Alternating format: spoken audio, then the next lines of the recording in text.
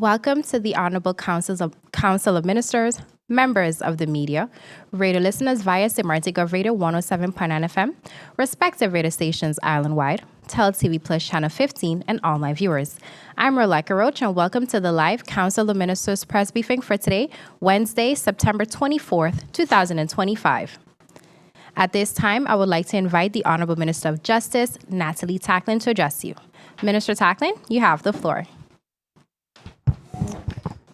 Good morning, Roleika. Good morning to my colleague ministers of Sept and VSA, to the members of the press, and to the people of St. Martin. In recent weeks, there's been much discussion about the challenges before us. But healthy debate is part of democracy. But it's important that we remain focused on facts, on progress, and on the responsibilities that we carry to serve the people of this country. For too long, politics in St. Martin has been driven by narrow interest rather than public good, and this has held us back. My commitment is to break that cycle, strengthen our institutions, deliver meaningful reforms, and to ensure that our justice system works for everyone. I was not appointed to play politics, but to serve the people of this country. I accepted this responsibility because I believe that our people deserve fairness, progress, and action, not empty promises. I once stood outside the system, frustrated at watching it fall short. That experience stays with me and drives me today. It reminds me why change is necessary and why we must never lose sight of who we are and what we're here to do, namely to serve the people of St. Martin. Despite the noise, progress is being made at the kingdom level, regionally, and here at home. Earlier this month, at the judicial four-party consultation in The Hague, St. Martin's challenges were not just mentioned, but they were put at the center of the table. On detention, youth crime, and forensic care, I pressed for solutions that directly address our reality. The consultations also resulted in signed agreements on forensic care cooperation, new training programs, and the end of outdated guardianship arrangements that disadvantage our children. In January, when St. Martin hosts the next YVO, the four-party consultation, I will continue to push for solutions grounded in law and guided by St. Martin's best interests. On financial crime reform, I've taken a clear position. St. Martin cannot afford to be graylisted. That would damage our country, damage our economy, weaken investor confidence, and ultimately hurt our people. This is why I brought together all the relevant stakeholders from both the public and private sectors. These include the Central Bank of St. Martin and Curaçao, our Financial Intelligence Unit, the FIU or the MOT, the Ministries of Justice, General Affairs, TIAT, Finance, our Tax Administration, the Public Prosecutor's Office, KPSM, our Landesrecherche, the Chamber of Commerce, Customs, and VDSM, in order for us to all form a national committee tasked with carrying out reform in this sector. During our first meeting last week, we created ownership by assigning responsibilities across institutions and began prioritizing actions in the short, medium, and long term. For the first time, everyone is working together from the same table with clearly defined tasks. This structure is already functioning, even as the legal formalization of this committee is being formalized by Landsbesluit. The group will meet every 2 weeks, with me personally chairing this group once a month to keep track of progress. In the coming days, I will travel to Panama to attend the 17th CFATF Council of Ministers meeting, where St. Martin will once again make its case at a regional level. The meeting will focus on shaping CFATF's strategic plan for 2025 to 2028, including priorities for mutual evaluations, training, and technical assistance, as well as discussions on the EU list of high-risk third countries and the steering group's activities for the year ahead. My participation is not just about meeting international standards, but about demonstrating that St. Martin is serious about protecting its financial system and defending our country's reputation. At the same time, we also continue on working on modernizing our immigration services. The rollout of our new digital immigration system is underway, giving applicants a fairer, modern, and simpler process. For citizens and residents, this means shorter waiting times, clearer steps, and a system that they can finally trust. So this will be rolling out over the next weeks, and we'll be launching campaigns to that effect, and those will follow within the coming month. When it comes to the Point Blanche prison, The project is also moving forward, both the construction and the soft components. We remain on track for the start of the construction during this quarter of the year, and in the coming weeks, I will be able to share more concrete updates. This project, of course, is central to restoring balance in our justice chain and, more importantly, rebuilding public trust. Then, our justice workers. My commitment to delivering on the LBAs before the year end stands, and we're on schedule. We're working diligently to complete phase 1 batches in a way that is both efficient and effective so that this long-awaited process is finalized properly. Then I've also gotten some questions with respect to phase 2, and I want to assure everybody that we're working to amend the law on that point. 2 administrations ago, there was a change in the law that had been presented to the governor. The law had initially contained a phase 2. However, nobody can explain how, but that phase 2 was removed from the draft that was at the governor, and this was only noticed after the law was passed. So we've, of course, made it a priority to make the amendment to the legislation in order to ensure that phase 2 can commence in 2026 once we finish phase 1 at the end of this year. So I want to reassure everyone that the amendments have been made and the draft is currently at the Department of Legal Affairs and this Yezet and Way, as we call it, and for legal vetting. And this is also, again, to ensure that as of 2026, once phase 1 is completed, that we can start phase 2, which again are those retroactive payments. So again, I just want to take this moment to reassure everybody, don't let anybody fool you. Phase 2 will happen. We are making those changes. And, I please just listen to the messaging coming from the minister because, I have noticed over the past days, weeks, and months that a lot of misinformation is put out there or maybe a wrong interpretation of what is actually happening. So I just want to take this moment to reassure everyone. And I also want to thank our justice workers for your patience. And I want to assure you that your dedication has not gone unnoticed. You continue to be the pillars that uphold this ministry, and without you, none of our progress would be possible. In addition, I have also scheduled a meeting with the CCSU to address pending matters within the ministry and to provide space for any other concerns that the unions feel are important to bring forward. This engagement is part of ensuring open dialogue, transparency, and collaboration with those who represent our justice workers as we continue to strengthen this ministry together. However, due to the unavailability of the unions and the members of the CCSU before October 16th, the meeting is now scheduled for that date. I will end by saying this. Everyone who has served in this ministry, past and present, knows that grit and determination are required every single day, along with very thick skin. But the Ministry of Justice is the largest in the government, and it's often the most talked about ministry. Yet, no matter the rhetoric, our focus remains on upholding the rule of law, ensuring public safety, and safeguarding the fundamental rights of the people of St. Martin. Let us not be sidetracked. The Ministry of Justice is not a rudderless ship, and let us keep our eyes on the path we have set out and bring about real change to strengthen the foundation of our justice system. Do not be swayed by the loudest or most persistent voices, because repeating a lie will never make it the truth. The message is simple. We're not standing still, and we are moving forward, and we are moving forward with purpose. Thank you, and I remain available for any questions from the media. Thank you, Minister Tacklin, for your opening remarks. At this time, I would like to invite the Honorable Minister of Public Health, Social Development and Labour, Richina Brug, to address you. Minister Brug, you have the floor.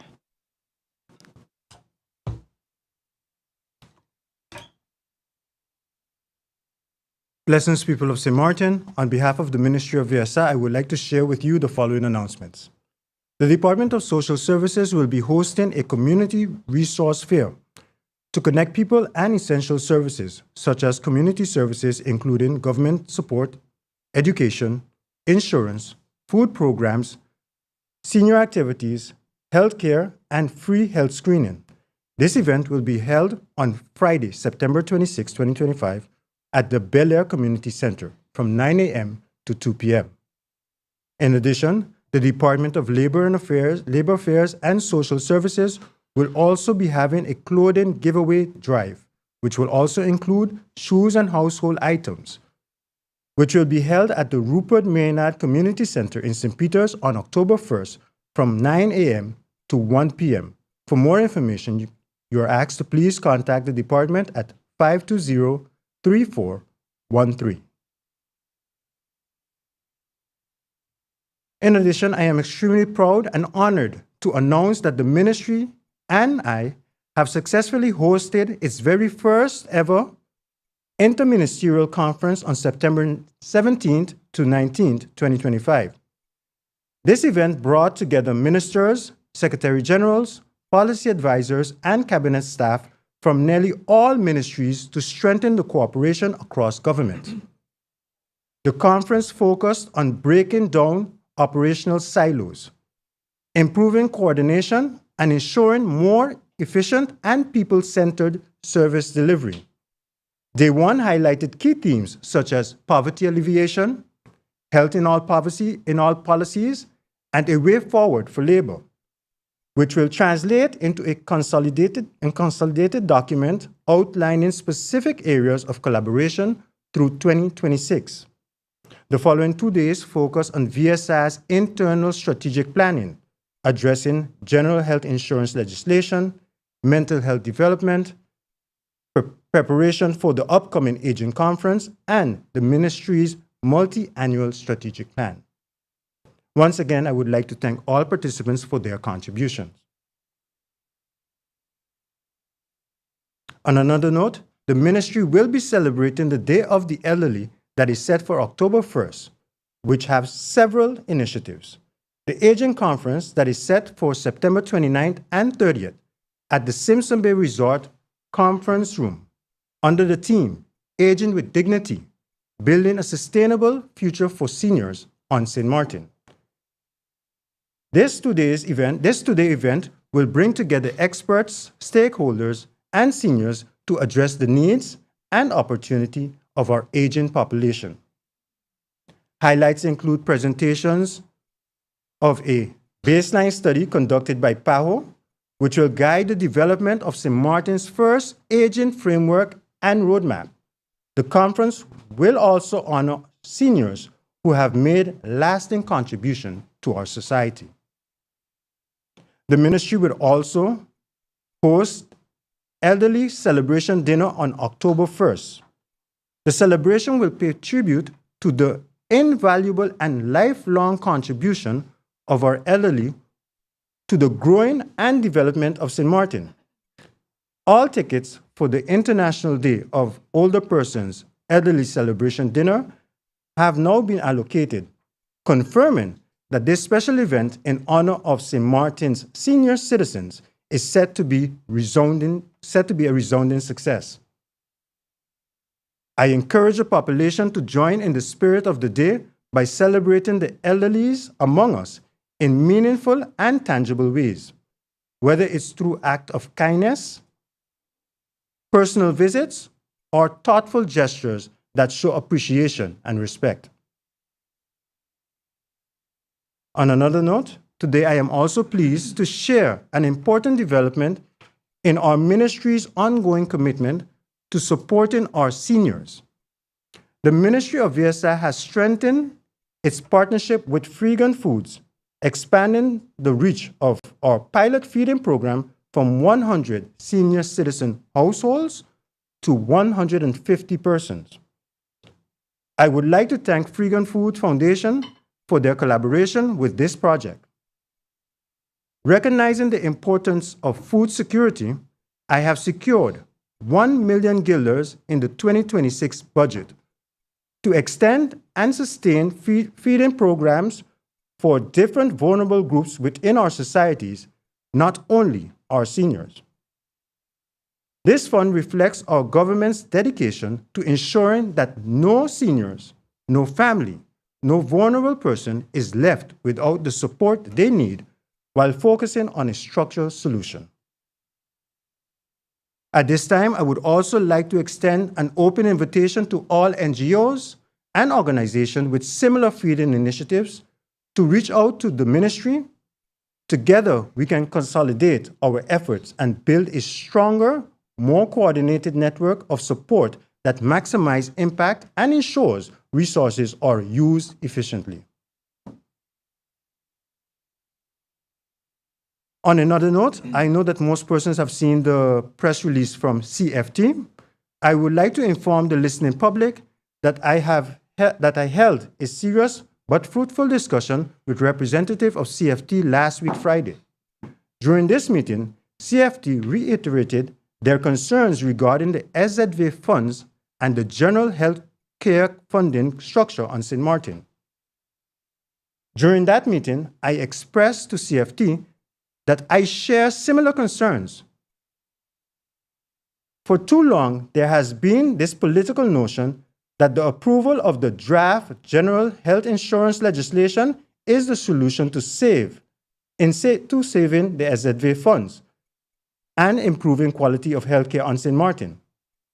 During the meeting with CFT, we agreed that this is but one of many initiatives that has to be implemented simultaneously to ensure a more sustainably funded and healthier St. Martin. Other potential efforts should include, for example, a structural repayment plan based, among others, the finalization of the health tax, ensuring employers register all their employees and not only those legally registered on St. Martin, cost containment measures, limiting the numbers of referrals abroad, preventative healthcare policies to get our society moving and healthier, but also matters such as ensuring SZV board consists of 5 or more members in accordance with legislations and not continue to function with 2 or 3 board members, as has been the case for many years. On that note, I would like to inform the public that yesterday the COM has confirmed the appointment of 3 additional board members while the process to fill the other 2 positions are currently ongoing. Additionally, we have to also make a very critical assessment as to how SZV has been operating in the past and will be operating moving forward. One example is that recently, for the first time since 2017, when former Minister Emily was in this seat, that the budget for SZV has been signed officially approved by government. 2 weeks ago, I approved their amended 2025 budget and their 2026 budget. With this amendment, I specifically requested SZV to explore the organizational cost-cutting measures and submit a proposal no later than April 1st, 2026. It must be reiterated that a number of initiatives must take place simultaneously for us to be able to keep the funds sustainable and ensure a healthier St. Martin. In the coming weeks, I will disclose other measures that have been discussed with CFT to improve the current state of affairs at SZV and our healthcare system. Thank you very much, and I remain available for any available questions. Thank you, Minister Brugge, for your opening remarks. At this time, I would like to invite the Honorable Minister of Tourism, Economic Affairs, Transportation and Telecommunication, Grisha Heilige-Martin, to address you. Minister Heilige-Martin, you have the floor. Thank you, Relaika, and good morning to everyone. Good morning to those viewing and listening online or on the radio, and good morning to the media. And pleasant good morning. I came to the press briefing today just to make myself available, as I have nothing really tangible to announce, as most of my projects right now are ongoing and remain on the administrative and research phase. But while there are no tangible updates to report as yet, just a few brief announcements, I want to reassure the public that work is steadily progressing behind the scene. As some of you may be aware, I recently traveled to Dubai to attend the 28th Universal Postal Congress alongside my counterpart of Curaçao, Minister Charles Cooper. The Congress focused on reviewing essential international postal treaties covered by key areas such as customs and security protocols, digital transformation, sustainability, and the continued modernization of the universal postal services. While in Dubai, I also had the opportunity to attend a food security summit for 2025. This summit was highly insightful, offering the best practices and innovation approaches to sustainability and agriculture. I was also able to make several meaningful contacts that could support and strengthen our food security and initiatives here in St. Martin. In fact, this week I have already initiated a number of follow-up meetings to explore how these global strategies can adapt and be applied locally.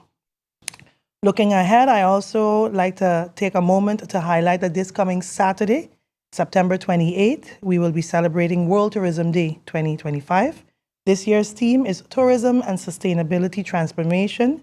With that in mind, I want to take this opportunity to sincerely thank all those working across every level of the tourism industry, from the hotel staff, tour operators, taxi drivers, restaurant workers, and to policy work makers and entrepreneurs. And last but not least, our tourist office for playing a vital role in shaping the visitors and the experience and strengthening our economy. This coming weekend, we're also going to be relaunching the Tourism Pioneer Program, honoring those that have made a legacy in creating a strong foundation for tourism.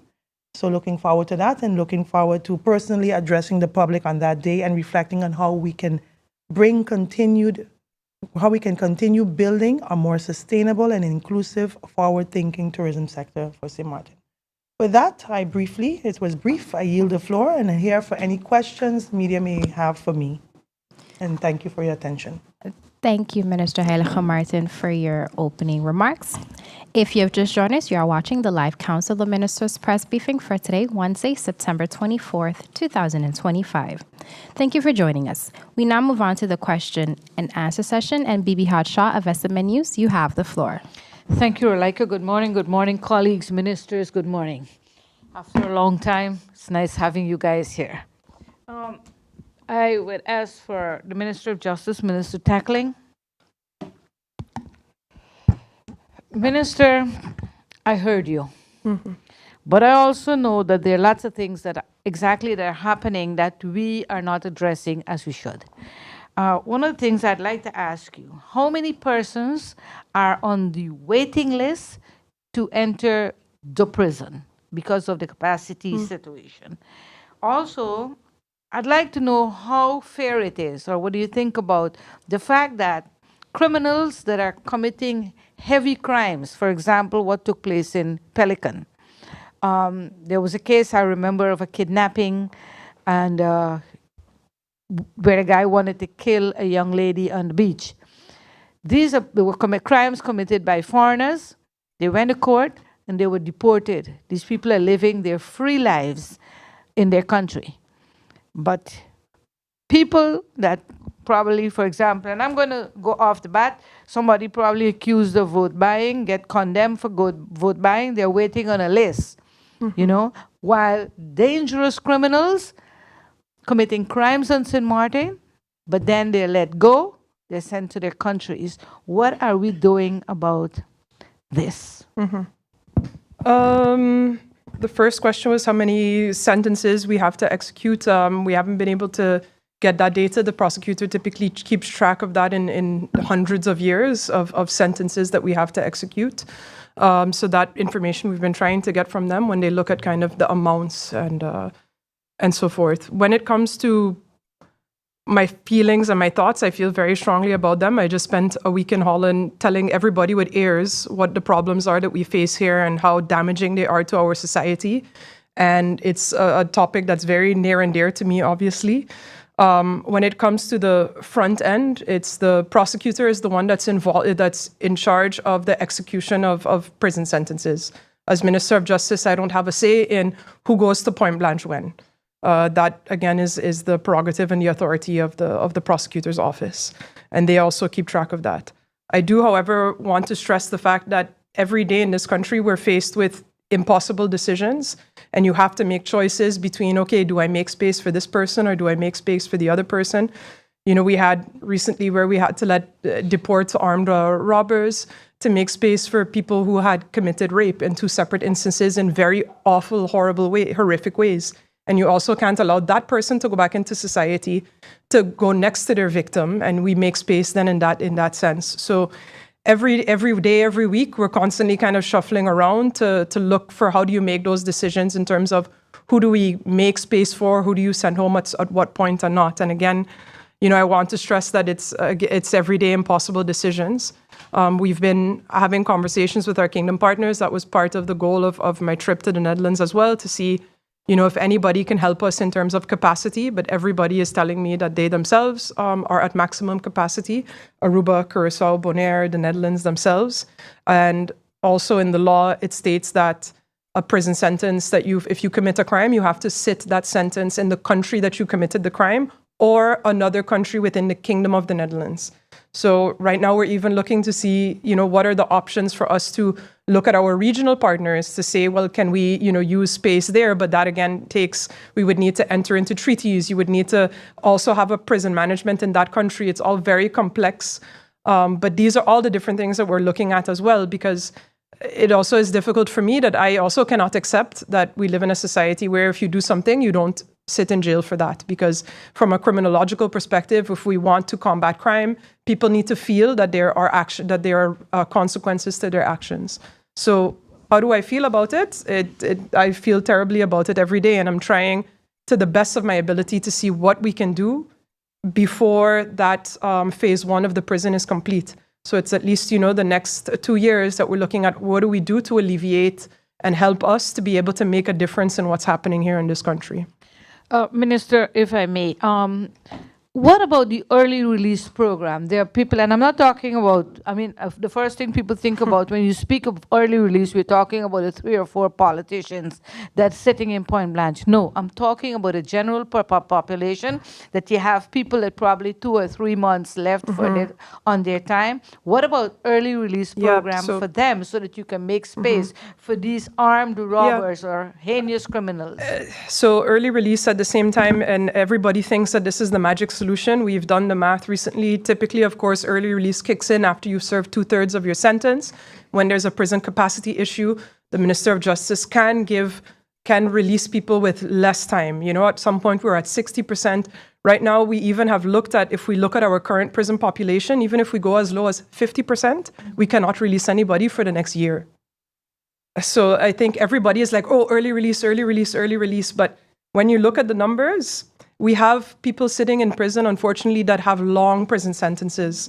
So just saying, I'm going to give you early release still is a large portion of that sentence. So right now, we're still even looking at reducing. We've even had discussions about as low as 50%.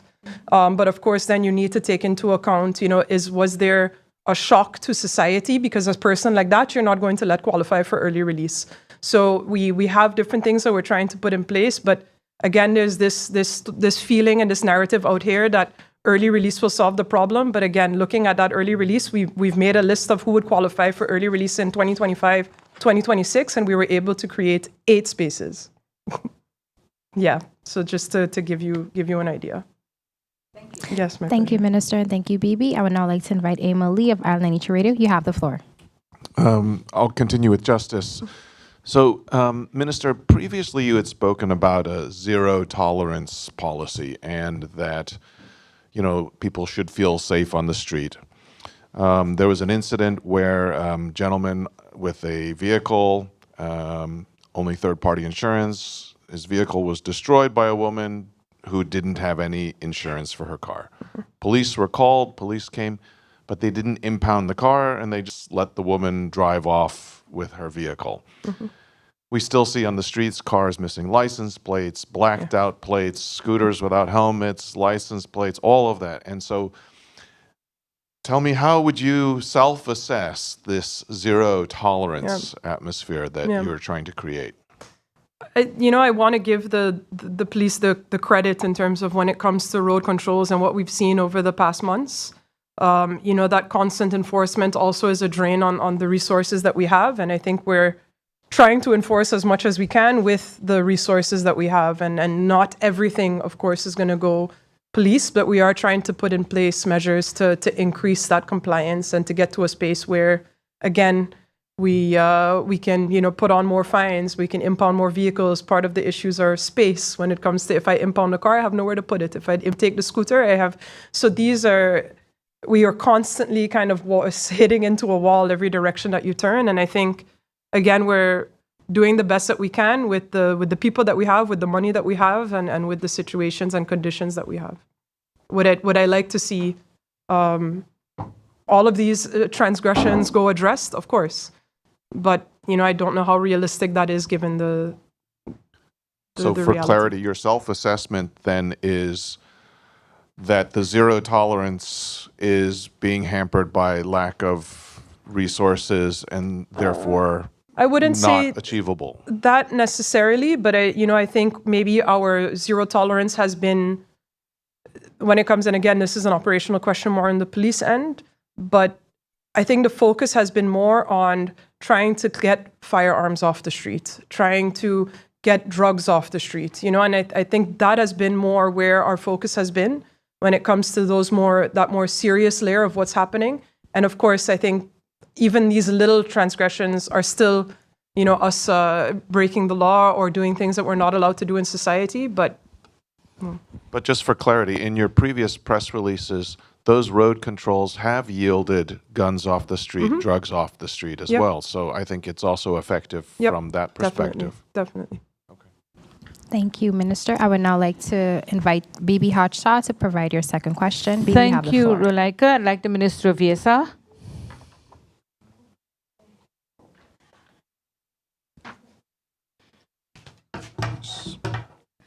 Minister, I have two questions for you. One is very simple.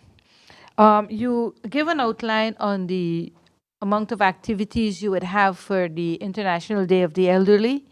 One of them, and I was contacted about 5 or 6 elderly people. So this is the reason for this question. No problem. Why a dinner and not a lunch? Have you considered the mobility of the elderly and their eating habits? I mean, even us, I'm up there too. When you reach a certain age, you do not eat after a certain time. You do not have the appetite for a healthy dinner or a heavy dinner anymore. So they're asking, why a dinner and not a lunch? Yeah. All right, No so problem. that is one of the things I'd like for you to explain for me.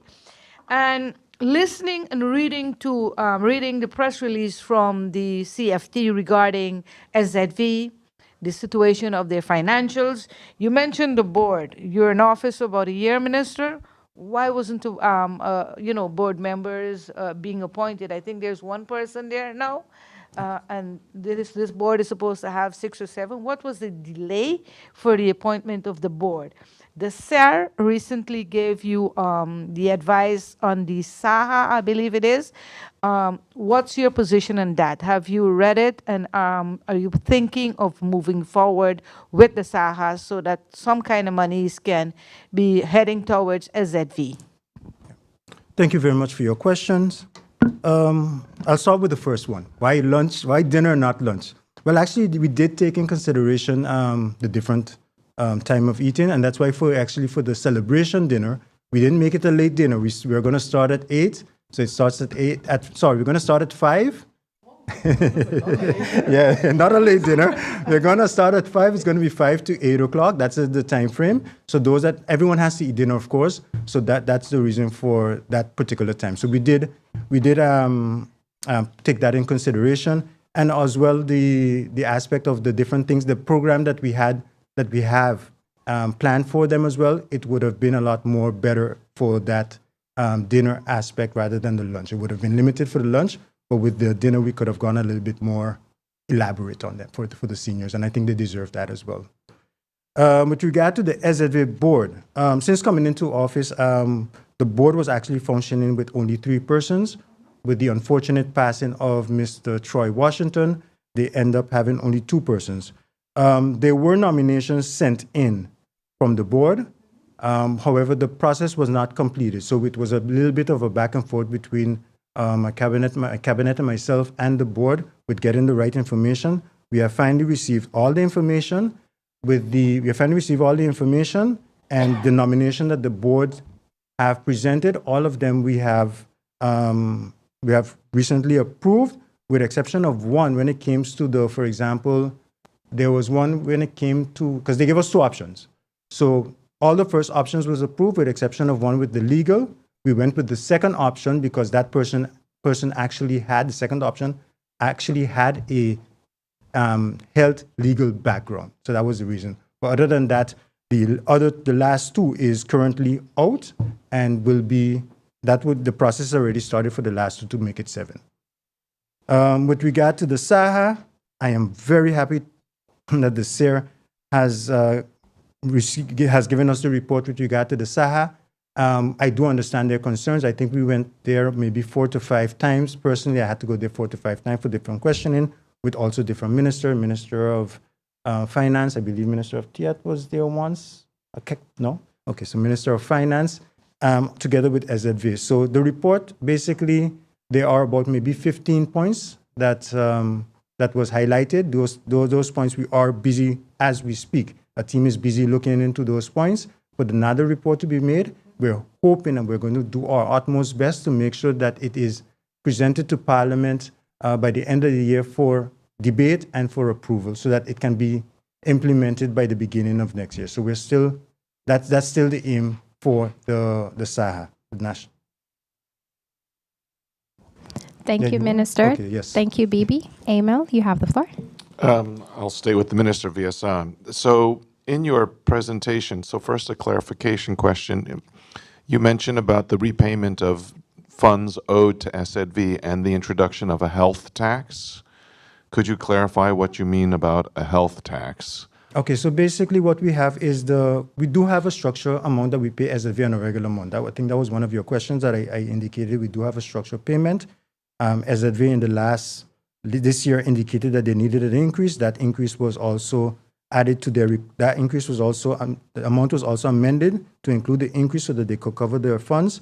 With regard to, for example, we spoke about the tourist levy, the tourist levy. A portion of that amount that the country is going to get is going to be allocated for SZV, for SZV in order to assist with the cost of healthcare on St. Martin. The exact amount is we're still having a discussion, and I guess that was also one of the points from SER. We're busy having a discussion as we currently with finance in order for us to determine exactly what portion is going to be allocated for the health care of St. Martin. Okay, so my question relates to the SAHA. In previous conversations with different islands around the Caribbean who have moved to some sort of a general health insurance type structure, unanimously, their advice has always been make the package as basic as possible, because you're going to have costs that you haven't anticipated, and they've said make the package as basic as possible, get it running. Once you see that it's financially doing okay, you can always add things to that package.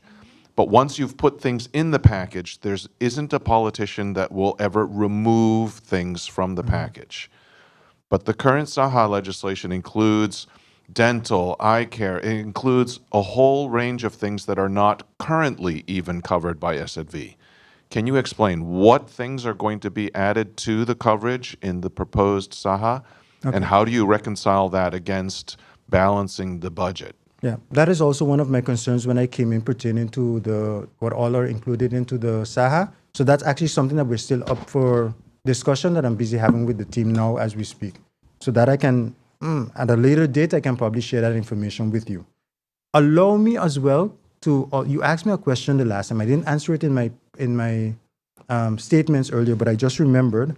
You asked, because last time I spoke about the amount that it costs SZV for undocumented who are not contributing into the system.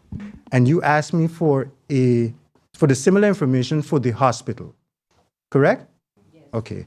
So with regard to that, unfortunately, they don't have it as undocumented, but they have it as the uninsured patients. So they don't differentiate from undocumented or from locals that actually don't have an insurance. The numbers are still alarming. So in 2021, 8,628,000. 2022, 9,463,000. 2023, 8,729,000. 2024, 9,483,000. So these are the figures that was given to me by the St. Martin Medical Center pertaining to uninsured patients who actually, that's the bills that have been left behind. So for clarity, in previous statements, you've used those numbers to address your concern about undocumented. But the fact that this is just uninsured, there is a large percentage of the population that is documented, that are Dutch nationals, that are permanent residents, that don't have insurance. Sure. When you have a scooter driver who smashes into another car and doesn't have insurance, they end up at the hospital, and the hospital ends up covering those costs. So it gives a very murky picture. No, it's at two, best. it's two different numbers. So the numbers that I just gave to you, that's what I explained. The hospital doesn't Right. differentiate from undocumented to residents that just don't have insurance. The numbers that I gave previously, and I have them here as well, the numbers that I gave previously are persons that are undocumented that do not contribute to SZV. Okay. So that's where the difference is. I can give you the numbers again if you would like. 2021, 1,876,983. 2022, 2,603,180. 2023, did I say 23 just now or 22? 22. Okay, so 2023, 4,012,156. 2024, 5,603,742. So those are the numbers, and of course, the numbers are alarming either way. Yeah. So it's that's one of the reasons why from the very beginning, when I came here and I inquired to receive, I asked about these numbers, I started immediately on a campaign asking people to please, whether the persons are when the persons are working, whether they're undocumented or not, do the right thing, abide by the labor law. The system allows for them to pay for their taxes. The system allows for them to get medical coverage from the SZV. We're asking employers to please do the right thing.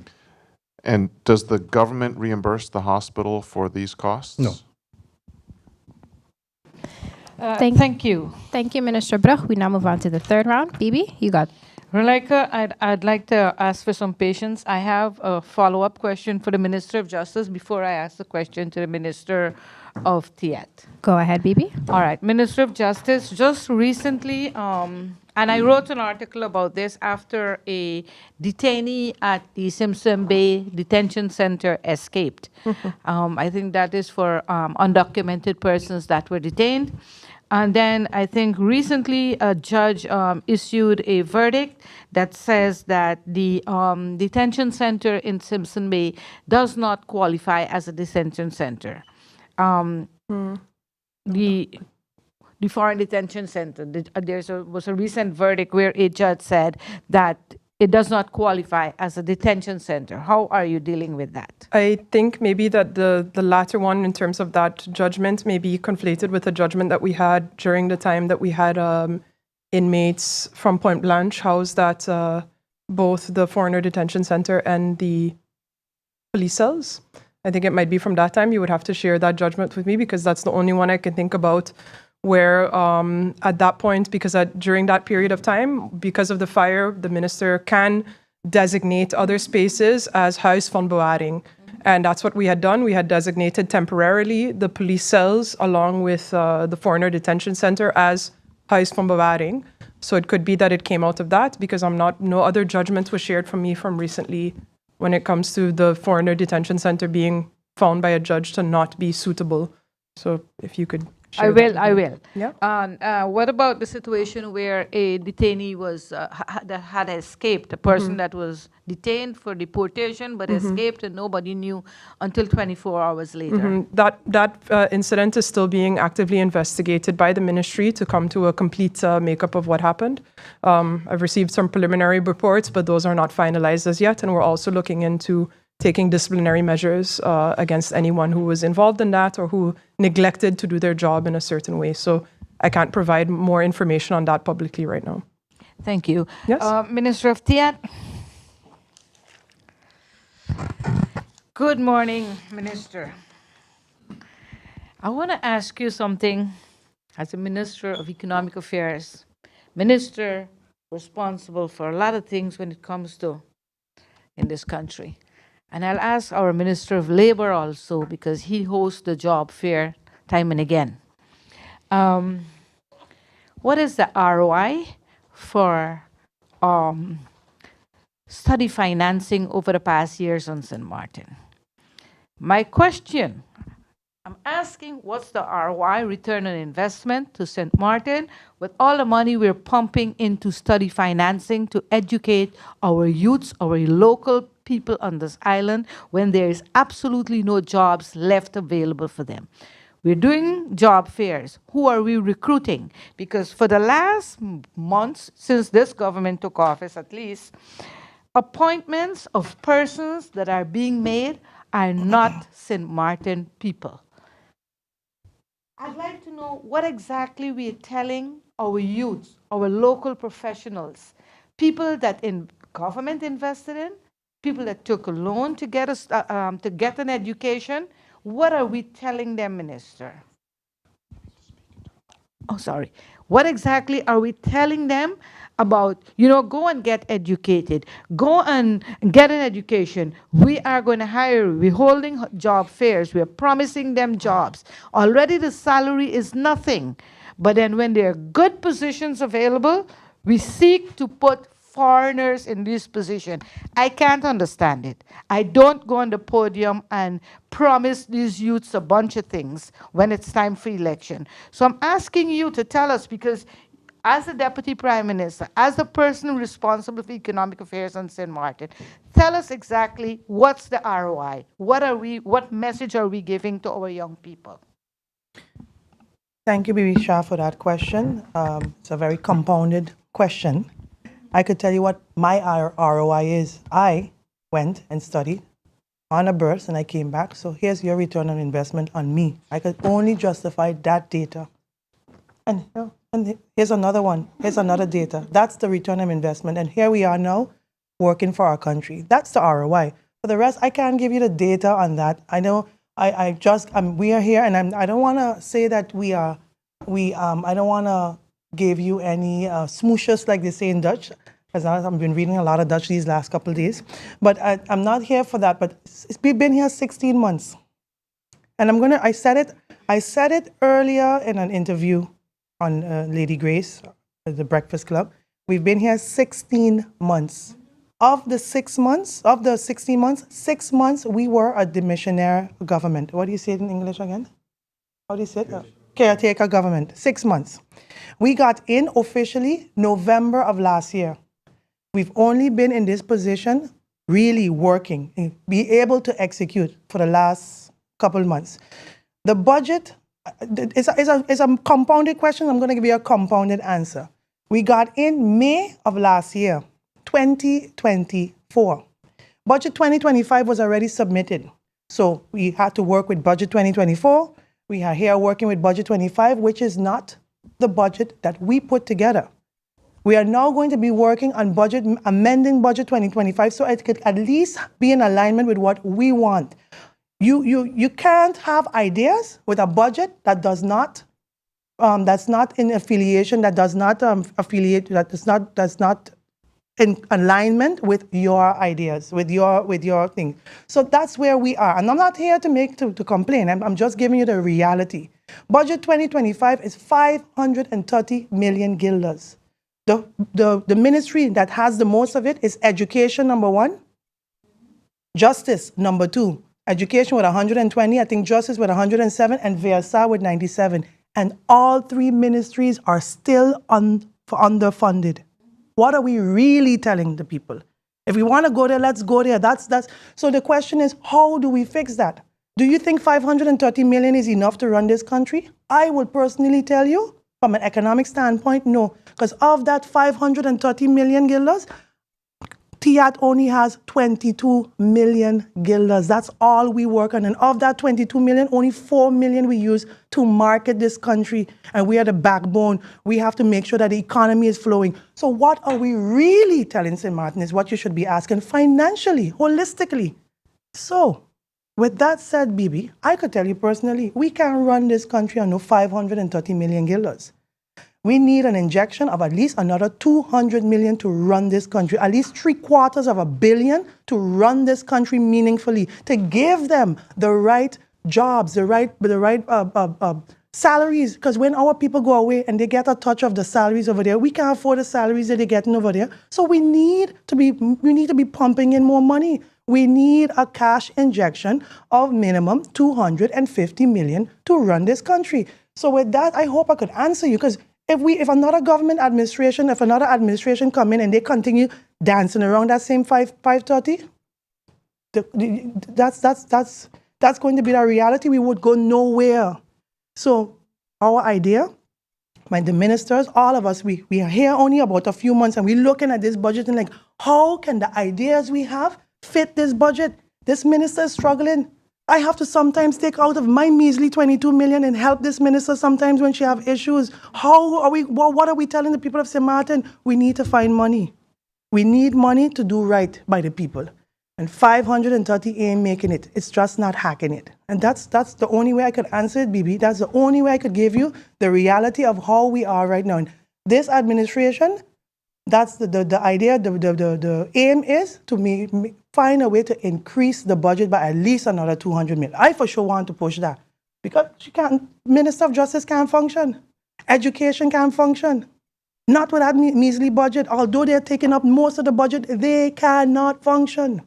Am I right or wrong, Minister? You are right, Okay. but I'm saying, Minister, yes, we are in a financial situation on all the ministries. I know this. But the couple of jobs, the few jobs we have, for example, GEB. Bibi, have you been paying attention to corporate governance? You know that this administration cannot decide who takes what position. Usually you need to follow corporate governance. Then depending on how every government But that is entity not is set being up. followed. Well, that's It's not being followed. That's GEBE right now is getting a statutory director that got in there by a default, by a fluke, somebody that they were pushing from day one. Then you have TLM. I mean, this is where I'm trying to get. The little jobs that we have available with a high-paying salary is not going to locals. I could tell you right now, those salaries still ain't high. But anyway, that's a whole compounded question, Bibi. We'll be here all day talking. You want an hour? 2 hours? Then let's have a press briefing on that conversation alone. Thank you. Thank you, Minister. I would like Question to for me, invite or- Emil for the Yes? final question, as we only have 6 minutes Thank left. you. Emil, you have the floor. Sure. Minister, so in keeping with your need for More funding? more funding, there are estimates that the Airbnb, the short-term accommodations, that government's losing around 13 million guilders in tax revenues. The good thing about being late to solving problems is that as a country, we no longer need to be smart. Right. We just need to see who's done it, copy what they've done, And do better. And do better. Correct. Barbados has just recently proposed, I don't know if it was actually approved, a tourist accommodation bill, which would mean that accommodations would need to be inspected, they would need to be registered, which would mean that compliance for government in terms of tax revenue would be better. I think it would also improve employment, because that gray market employment would have to come above boards as well. There's been talk about an Airbnb committee. There's been talk, but very little in terms of action. And on top of that, it undermines the hotel revenues because they're not competing on the same playing fields. So what, as Minister of TIAD, are your short-term plans to address and perhaps even just copy what other people have done? That's exactly what we're doing. And you are so correct, Emil, when you say that we are behind, but the thing is, you look at the best practices, you look at what went wrong, and you try to create one that can work for St. Martin, that can yield the financial, the monies that we direly need. The idea for TIAT right now is plugging where we're losing money, is plugging, we're busy researching and analyzing where we can bring some meaningful money at the table, and looking at how others are doing it, researching. I mentioned it earlier that we're busy right now doing the research and all the administrative work, that and aligning ourselves with professionals that can help us bridge that gap. So TIAT is doing exactly that. We did pay attention to what is happening in Barbados, and already I've made some good. I'm very close right now with Minister Chad Blackman that is actually now the Education Minister. He was my counterpart, Minister of Economic Affairs. He should be visiting St. Martin, I think, anytime soon, very soon. And these are the kind of conversations we're having, and this is how we, the learning curve that we're following as to what's being done regionally, so we can do the same in St. Martin, but with the end game to make sure yield meaningful financial income for the country. Yep.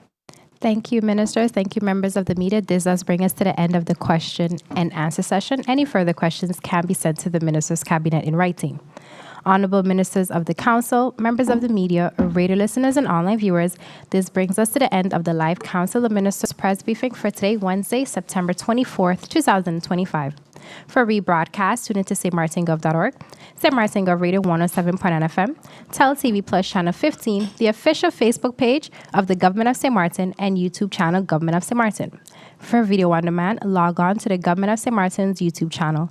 On behalf of the Department of Communication and the Government of St. Martin, I'm Roleika Roach, wishing you a pleasant day further.